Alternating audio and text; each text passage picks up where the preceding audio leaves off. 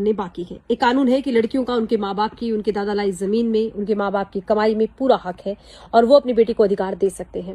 मैं इस बात से इनकार नहीं करती। मेरा जो सवाल है वो ये है कि अगर आपने अपनी बेटी को, अपने जमाई को बराबर का हक देना है, आधा हक देना है, जो भी हक देना है, वो अपनी बेटी की 18 साल की उम्र होते ही दे दो, 20-21 की होते ही दे दो।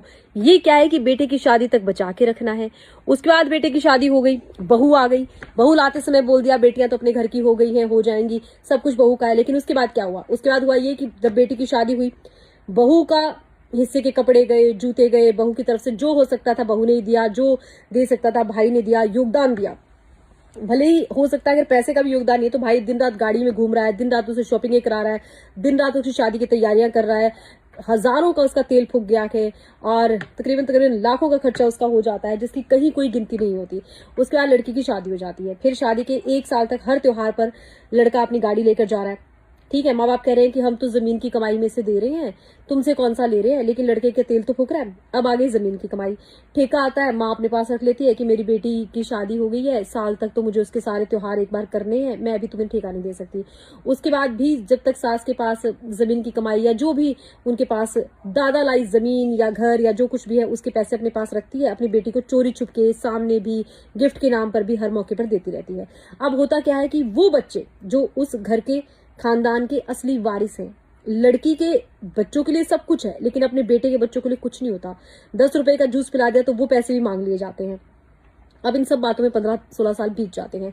लड़की के शादी में खर्च हो गया, लड़की के बार त्योहार में खर्च हो गया, उसके बाद लड़की के क्या हुआ कि छूछक में खूब खर्च हो गया, बच्चे हुए उसमें खूब खर्च हो गया, जन्मदिनों पर खर्च हो गया, 15 साल बीत गए। और क्या लड़कियां ऐसे ही बस जाती हैं? बसाना पड़ता है। उनके लड़ाई झगड़े पंचायतों में भाई गया, भाई हर कहीं पिसता रहा, अपने पैसे खर्च करता रहा, अपना मेंटल पीस खोता रहा, पूरा योगदान देता रहा। फिर क्या हुआ? 15-20 साल बाद लड़की जो अपने पति के साथ रच बस गई तो अपने पति को लेकर आ गई, अब मैं हिस्सा लूंगी। ये 15-20 साल तक जो अपने भाई का घर खाया, इस 15-20 साल तक जो भाई ने साथ दिया, उसका हिसाब कब होगा? लड़कियों के हिसाब तो कर दिए, इन भाई भाभी का हिसाब भी होना चाहिए ना समाज में, जो 15-15, 20-20 साल, 21-21 साल, 30-30 साल तक अपनी बहनों का करते रहे। यहां तक देखा गया है कि भात भरवाने के बाद भी अपना हिस्सा लेने के लिए आ गई है। तो हम ये जो कायदे कानून है ना, ये समाज के लिहाज से बने, ये नहीं देख रहे हैं। हम जिस समाज में रहते हैं ना, वहां बहुत बड़ी बड़ी जिम्मेदारियां हैं। समाज के दिखावे के लिए हम बहुत कुछ करते हैं और एक दिन ही समाज के दिखावे उस दिन खत्म हो जाते हैं जब लड़कियां अपना हक लेकर चली जाती हैं। पीछे से एक बर्बाद भाई बैठा रहता है, पहले तो उसने बीवी बच्चों के बारे में नहीं सोचा, सिर्फ अपनी माँ बाप और अपनी बहनों के बारे में सोचता रहा। फिर एक दिन माँ बाप और बहनें कंगाल कर उसको फेंक देती हैं, उसका दिमागी संतुलन तक खराब हो जाता है, फिर वो जीरो से शुरू करता है।